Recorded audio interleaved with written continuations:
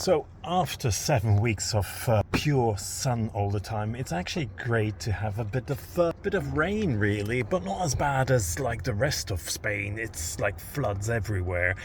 Thank God I'm spared of that. But to be quite honest, everywhere I turn, it's bad weather along the coastline, all the way from Huelva down in the south to Barcelona, even Girona in the north. So I'm kind of stuck. But I just wanted to show you that a bit of rain turns the landscape all different, and the sky changes color, and it's kind of nice, like I said, after 6 or 7 weeks of pure sun all the time.